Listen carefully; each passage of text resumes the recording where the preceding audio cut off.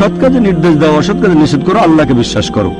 তাহলে যদি সঠিক নির্দেশনা চলতে চান, আল্লাহ বলেছেন তোমরা সৎ কাজে নির্দেশ দেবে, অসৎ কাজে নিষেধ করবে, আল্লাহকে বিশ্বাস করবে। যদি সৎ কাজে নির্দেশ না দাও, অসৎ কাজে নিষেধ না করো, তোমরা খায়র উম্মাহ হওয়ার যোগ্য নও। তাহলে কোরআনের আয়াত অনুযায়ী আপনি ভালো কাজের নির্দেশ দেবেন, অসৎ কাজে নিষেধ করবেন।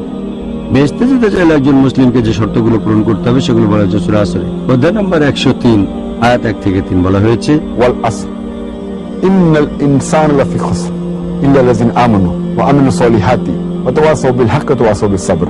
অর্থাৎ মহাকালের শপথ, মানুষ সবসময় ক্ষতিগ্রস্ত হয় তারা বাদে যারা ঈমান আনে, যারা সৎ কাজ করে, যারা মানুষকে সত্যের উপদেশ দেয় এবং মানুষকে ধৈর্য আর অধ্যবসায়ের উপদেশ দিয়ে থাকে। কোন মানুষ বেহেশতে যেতে চাইলে 4টা শর্ত পূরণ করতে হবে। ঈমান 1 নাম্বার, সৎ কাজ করা 2 নাম্বার, 3 নাম্বার ওয়া তাওয়াসাউ বিল হাক্কি, মানুষকে সত্যের উপদেশ দেয়া, আর 4 নাম্বার মানুষকে ধৈর্য ও অধ্যবসায়ের উপদেশ দেয়া।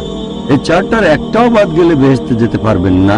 হয়তো আপনি খুব ভালো মুসলিম, 5 ওয়াক্ত নামাজ পড়েন, হজ পালন করে এসেছেন, নিয়মিত যাকাত দেন, কিন্তু যদি দাওয়া না দেন, সৎ কাজের নির্দেশ অসৎ কাজের নিষেধ না করেন, আপনি বেহেশতে যেতে পারবেন না। যদি আল্লাহ ক্ষমা করে আপনাকে বেহেশতে